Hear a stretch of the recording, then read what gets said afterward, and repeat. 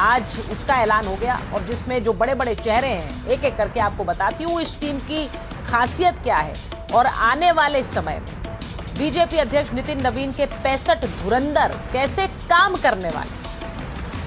अपने पद संभालने के 209 दिन के बाद आज 65 सदस्यों की टीम का ऐलान कर दिया गया है, जिसमें राम माधव को उपाध्यक्ष, स्मृति ईरानी को महासचिव बनाकर वापस लाया गया। तो ये जो बड़ी घोषणा आज हुई है बीजेपी की इस नई टीम को लेकर, उसमें महत्वपूर्ण है जेनजी यानी कि युवा चेहरों को शामिल करना, एक बदलाव के जरिए राजनीति को आगे बढ़ाना और महिला प्रतिनिधित्व तकरीबन 33% करना।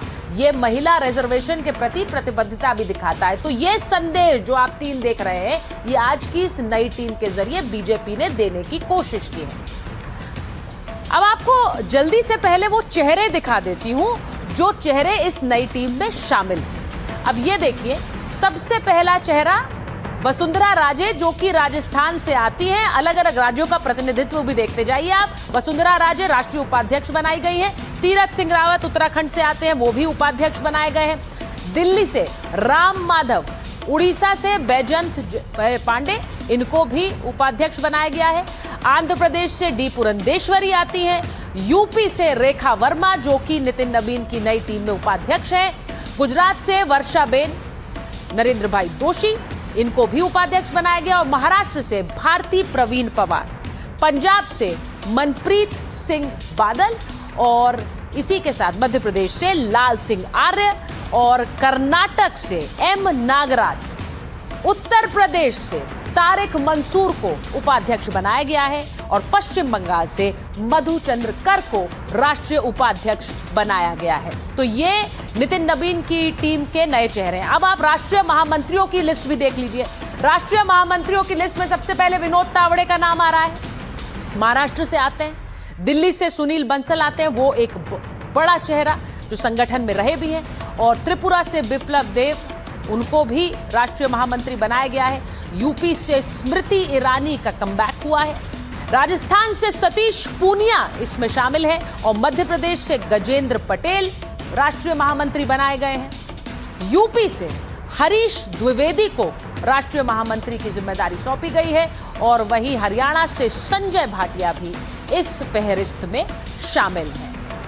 तो यह आपने देखा कि नितिन नवीन की नई टीम के कुछ बड़े चेहरे टीम घोषित होने के बाद कैसे बीजेपी के बड़े नेता नए सदस्यों को बधाई दे रहे हैं, ये भी देखिए। ये भाजपा के भविष्य की टीम है, भविष्य के भारत की टीम है और मैं इस टीम को बहुत शुभकामना देता हूं। मेरी ओर से सभी राष्ट्रीय पदाधिकारियों को बहुत ढेर सारी बधाई, शुभकामनाएं। बहुत ही शानदार टीम। मैं तो बहुत एक्साइटेड हूँ। बीजेपी का नेशनल टीम का सूची जब पब्लिश हुआ तो बहुत अच्छा लगा। तो अब आपको यह भी बता देती हूं कि नितिन नवीन की टीम की बड़ी बातें जरा देखिए। 2029 के चुनाव को ध्यान में रखकर इस नई टीम का गठन किया गया है। 13 उपाध्यक्षों में 6 महिलाओं को जगह दी गई है। कुल 12 महिलाओं को इस टीम में जगह दी गई है। अब टीम में 40 से कम उम्र के 6 सदस्य हैं। आप सोचिए, इसे एक युवा टीम के रूप में बनाया गया है। 40 से 49 की उम्र के इसमें 15 सदस्य हैं। 50 से 59 उम्र के 21 सदस्य इसमें शामिल हैं। 40% से ज्यादा सदस्य वंचित समाज से भी हैं। तो ये नितिन नवीन की नई टीम के बारे में बता रही हूँ। 3 पूर्व सीएम राष्ट्रीय टीम में शामिल हैं, 3 ex chief ministers. Ram Madhav की राष्ट्रीय टीम में वापसी हो गई है। संबित पात्रा नॉर्थ ईस्ट के कोऑर्डिनेटर बनाए गए हैं। अमित मालवीय को नई टीम में जगह नहीं मिली है। तो जो मीडिया सेल के प्रभारी थे, हेड थे अमित मालवीय, वो अब इस टीम में शामिल नहीं है। अब आपको ये भी बताती हूं कि इस नई टीम में कई बड़े चेहरों की वापसी हुई। आपको ये बताऊं कि कैसे इस टीम में दीपक संभालेंगे आईटी सेल। बीजेपी ने दीपक महस्के को आईटी सेल प्रभारी बनाया है। दीपक महस्के मूल रूप से छत्तीसगढ़ के रहने वाले हैं। 15 साल से पार्टी के आईटी सोशल मीडिया का हिस्सा रहे। बिहार बंगाल चुनाव में सोशल मीडिया कैंपेन संभाला। छत्तीसगढ़ चुनाव में भी सोशल मीडिया कैंपेन देखा। डिजिटल नेटवर्क तैयार करने के माहिर माने जाते हैं। अब अमित मालवीय की जगह जिन्हें जगह दी गई है वो ये हैं जिनकी आप तस्वीर देख रहे हैं, दीपक म्हात्रे। बूथ स्तर के लिए रणनीति बनाने का अनुभव भी रखते हैं, चुनावी डेटा जुटाने और उसके विश्लेषण के एक्सपर्ट हैं। लाभार्थी योजनाओं के भी डेटा स्पेशलिस्ट माने जाते हैं। केमिस्ट्री से मास्टर्स किया, कंप्यूटर प्रोग्रामिंग में एक्सपर्ट है। इंजीनियर्स इंडिया लिमिटेड के बोर्ड में ये काम कर चुके हैं और अब बीजेपी का आईटी डिपार्टमेंट इन्हीं के नेतृत्व में चलेगा। अब नई जिम्मेदारी मिलने पर टीम के सदस्यों का कहना क्या है, जरा सुनिए।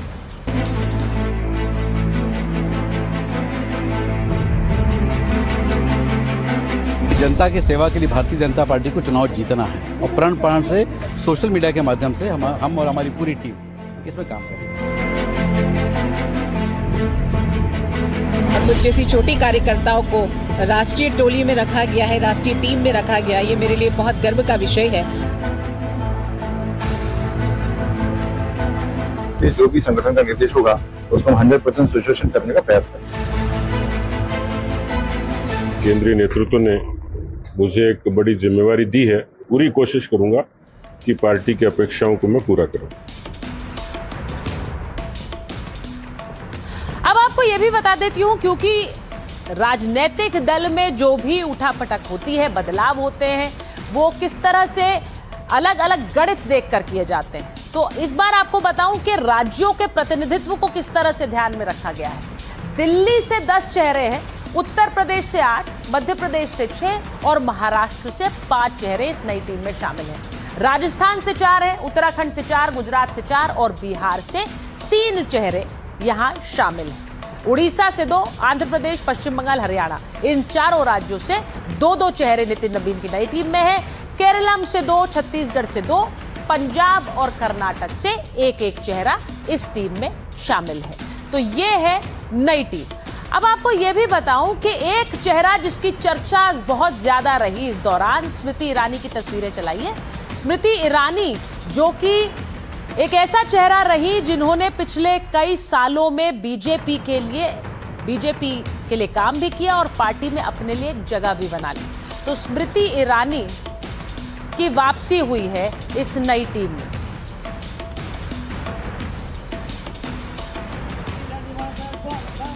तो स्मृति ईरानी के वापसी के साथ ही उनकी जिम्मेदारियां पार्टी संगठन में एक बार फिर से बढ़ गई।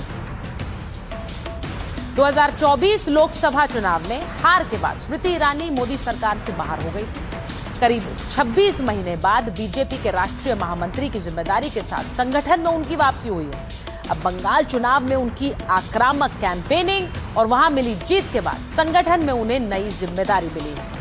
सियासी संकेत मिल रहे हैं। स्मृति ईरानी ने नई जिम्मेदारी के लिए पार्टी का आभार भी जताया है। उन्होंने सोशल मीडिया पोस्ट में लिखा कि मुझ जैसे साधारण कार्यकर्ता को राष्ट्रीय महामंत्री जैसी असाधारण जिम्मेदारी सौंपी गई है। ये कार्यकर्ता केंद्रित व्यवस्था की एक अनूठी मिसाल है। तो आपको बताऊं कि पूर्व केंद्रीय मंत्री स्मृति ईरानी को महामंत्री बनाया गया है। बीजेपी की फायर ब्रांड नेता है, शानदार वक्ता है। अब तक 5 बड़े मंत्रालय संभालने का उनका अनुभव रहा है।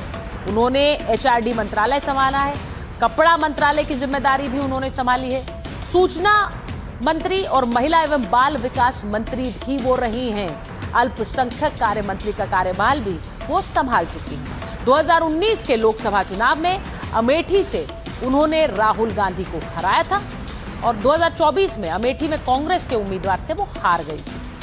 अब चुनावी हार के बाद भी यूपी में लगातार वो एक्टिव रही।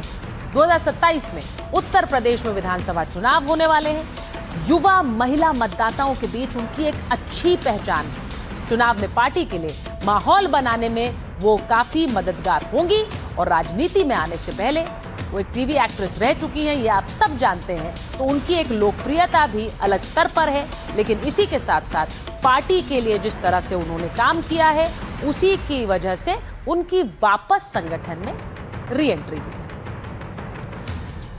अब आपको ये भी मैं बता रही हूं कि इस नई टीम में कैसे 2027 का भी गणित शामिल है। 2027 में चुनाव उत्तर प्रदेश में होने, तो उत्तर प्रदेश का भी गणित इसमें ध्यान में रखा गया है। नितिन नवीन की नई टीम में यूपी का कैसे दबदबा नजर आता है। 27 को देखते हुए यूपी को खास तवज्जो दी गई है। दिल्ली के बाद उत्तर प्रदेश को सबसे ज्यादा प्रतिनिधित्व दिया गया है। नई टीम में यूपी से 8 नेताओं को जगह मिली है। 2 उपाध्यक्ष रेखा वर्मा और तारिक मंसूर। रेखा वर्मा कुर्मी समाज से आती हैं। संगठन का अनुभव उन्हें है। तारिक मंसूर मुस्लिम चेहरे के तौर पर सक्रिय हैं। 2 महामंत्री हैं, हरीश द्विवेदी और स्मृति ईरानी। दोनों के पास संगठन और राजनीति का अनुभव है। 2 मंत्री भोला सिंह और संगीता यादव हैं। डॉक्टर भोला सिंह दलित समुदाय से आते हैं और पश्चिमी यूपी में राजनीतिक पकड़ उनकी मानी जाती है। संगीता यादव को यादव चेहरे के तौर पर देखा जा रहा है। ओबीसी अल्पसंख्यक मोर्चे की कमान भी उत्तर प्रदेश को ही दी गई है। अमरपाल मौर्य बने हैं ओबीसी मोर्चे के अध्यक्ष। कुशवाहा समाज से आते हैं और राज्यसभा सदस्य भी हैं। उधर कुंवर बासित अली अल्पसंख्यक मोर्चे के अध्यक्ष हैं। बीजेपी के प्रमुख अल्पसंख्यक चेहरों में से गिने जाते हैं। तो आपको ये भी बताऊं कि 8 नेताओं में 3 महिला नेताओं को भी जगह मिली है। युवा, ओबीसी और महिलाओं पर खास फोकस इस नई टीम का रहा है। तो 2027 के लिहाज से काफी अहम हो जाती है नितिन नवीन की ये नवीन टीम। और माइक ऑन है में आज के लिए फिलहाल इतना ही। आपसे मुलाकात होगी कल एक बार फिर रात 8 बजे।